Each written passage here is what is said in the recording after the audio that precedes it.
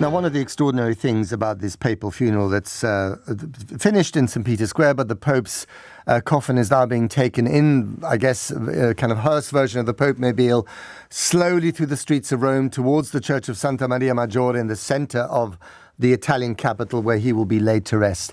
That was his favorite church. He used to go there to pray before and after every foreign trip that he made, and he actually prayed there just a few days before he died. And the last pope to be buried outside the walls of the Vatican City was over a century ago. Anyway, one of the other things about the funeral is that, of course, Donald Trump, who has been at the funeral with his wife Melania, has not been able to send any text messages or any, we think. He's not been fiddling with his phone. He's not been posting on social media, and therefore the world has gone relatively quiet for a bit. But there was this very poignant photograph, which has just been released, of Zelenskyy, the president of Ukraine, meeting Donald Trump, the president of the United States, and the last time they met, it didn't go so well in the Oval Office, meeting by themselves around a small coffee table, a round table, sitting on two sort of conference room chairs in a very grand marble hall somewhere in the Vatican. So they did have their brush by diplomacy. We don't know what was said. I'm sure we'll find out a little bit later on. Simon Marks is up for us in Washington, D.C. Good morning, Simon. Morning, Matt.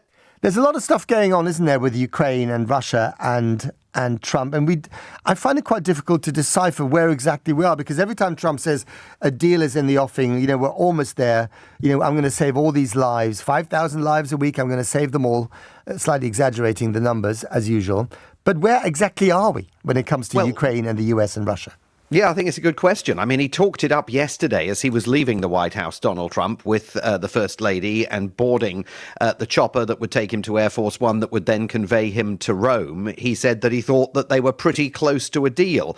I mean, I think that the overarching situation is that it's absolutely apparent that the United States is trying to strong-arm Volodymyr Zelenskyy into accepting a deal that very, very heavily favors Russia. I mean, the United States would give up on Ukraine's behalf claims to Crimea, Luhansk, the other parts of eastern Ukraine that the Russians have occupied. I mean, this is the dismemberment of Ukraine that I think we all anticipated that Donald Trump was going to pursue.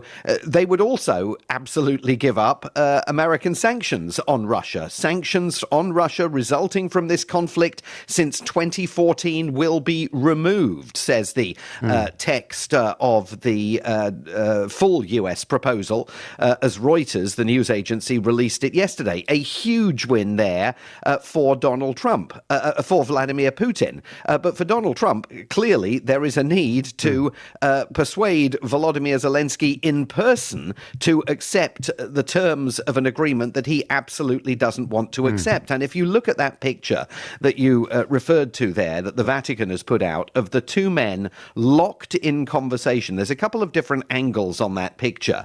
And in one, you can see in the background there's just the two of them in this marbled hallway with a cardinal in the background who appears to be rearranging a chair. And it looks like that cardinal may well have brought their two chairs together so they had a place to sit. There's nothing else, just the two men, two chairs, and this marbled hallway. And they are absolutely locked in what looks like an intense conversation. The White House says it lasted 15 minutes and was very productive. This is the first encounter since Volodymyr Zelenskyy was on the receiving end of that very public drubbing in the White House, I think a mugging orchestrated by Donald Trump and Vice President J.D. Vance.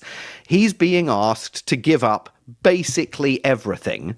And it's not clear in the text of this proposal that the United States has put forward what sort of security guarantees, still not clear what security guarantees the United States is going to offer. It says Ukraine will receive robust security guarantees.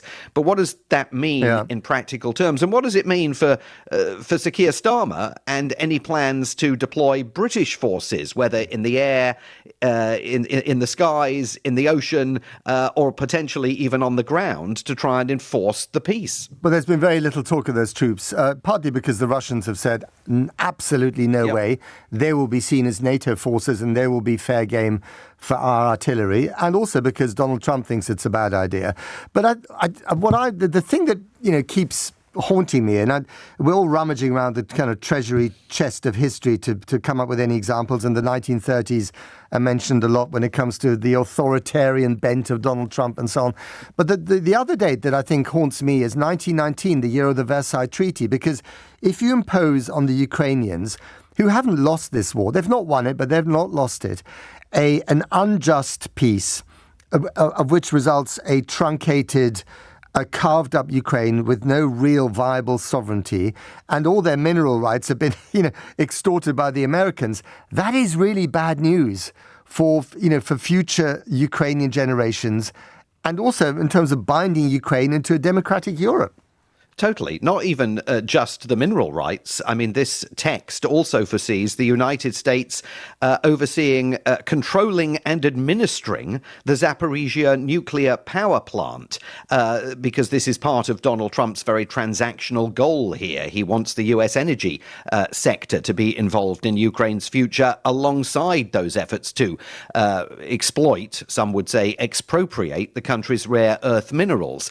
And so for European leaders, including our own Prime Minister, this is going now to be an absolutely massive challenge, because no one looking at this document dispassionately is going to see this as anything other than a massive gift for Vladimir Putin.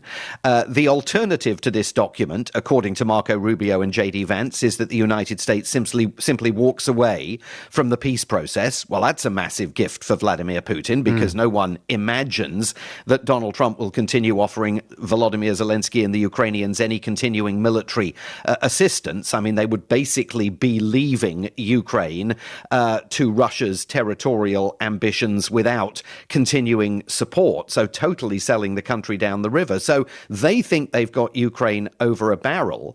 But the real question is, how is Europe going to respond to all of this? Because it is in Europe where we will next see the following chapter in Vladimir Putin's territorial aspirations. And there's nothing in this text that is going to lead Putin to conclude anything other than that he's won in Ukraine, and that he can continue threatening Ukraine, and that he can start thinking about threatening other parts of the continent.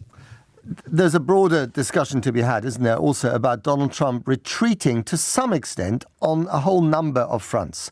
Let's talk about tariffs. So again, the picture is very confusing. The markets are still spooked, although they've caught their breath a little bit.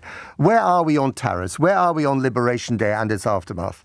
Well, Donald Trump this week has moved away completely from any suggestion that these tariffs are here to stay permanently, although he was once again at the beginning of the week waxing lyrical about the idea of taking all these tariff revenues and one day maybe using them entirely to fund the government so that you could scrap federal income tax. He claimed that there are 200 separate conversations underway with countries all over the world, more conversations than in fact there are countries, to try and negotiate away the worst impacts of these tariffs. We know, of course, that Rachel Reeves met Treasury Secretary Scott Bessent yesterday. A pretty opaque readout of that meeting came from the Treasury Department, didn't suggest an enormous amount of progress had been made.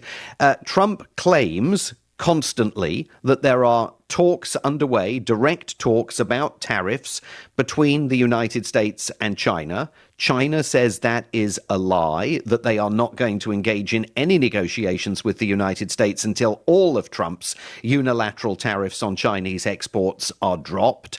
But it's absolutely apparent that the markets are not going to put up with this for very much longer. And indeed, the Treasury Secretary isn't, because he last week disclosed that he didn't view this trade war as being sustainable. And the longer this goes on, the more delays are going to be created in the supply chain that will inevitably see prices very, very quickly rising very substantially for American consumers. And that's a huge risk for Donald Trump, because we're already seeing his numbers in the opinion polls as he hurtles towards his 100th day in office, cratering, down 8% over the course of the last month in some polls. And so it's all about, at the moment, who is the last person to have the president's ear. If it's Scott Bessent, he's in the mood for negotiations. If it's his trade advisor, Peter Navarro, he's waxing lyrical about the idea of tariffs replacing income tax. Very, very hard to divide define what his actual economic strategy is? It's, before we get on to the next question, I just want to say that the papal hearse is just passing the Colosseum in Rome. It's just driven past the Roman Forum on the Fori Imperiali, the access road built by Mussolini between the Colosseum and the Piazza Venezia. Thousands of people are greeting the cavalcade. Interesting enough, they were driving at a feral clip. I was told that he was going to drive at walking pace. This is running, sprinting pace. I wonder why they're taking, so little time and why they're in such a hurry. Interesting. Anyway, there we go. A little bit of a picture. Just so my question, final one to you, Simon, is, and briefly, if you don't mind, on one level, he seems to be retreating. On another level, he's defied the Supreme Court on deportations. He's picking fights with the universities. Where is War Trump with his own country? Well, we saw a massive move yesterday, a judge being arrested in Milwaukee. 2 judges have now been taken into custody by the FBI, accused of harboring immigrants, which is far from clear that they were engaged in doing. Pam Bondi, the Attorney General, yesterday promulgated new advice to the Department of Justice, making it absolutely clear that the next fight is going to be against journalists here, particularly those engaged in investigative journalistic activities. And yet, simultaneously, they've backed down on their threat to deport over 1,500 students who have been studying here in the face of a series of courtroom losses. So they're ignoring some court orders. They're very, very hard line on other issues, continuing to take the country down an authoritarian path. Where that balance ends up getting struck is really going to be the future story of the Trump administration past the 100-day mark. You bet. And I'll be there next week to celebrate or commiserate the 100 days of Donald Trump. As the Economist put it on its front cover, not 100 days since he took office, but another 1,247 days until he leaves office, or so we think.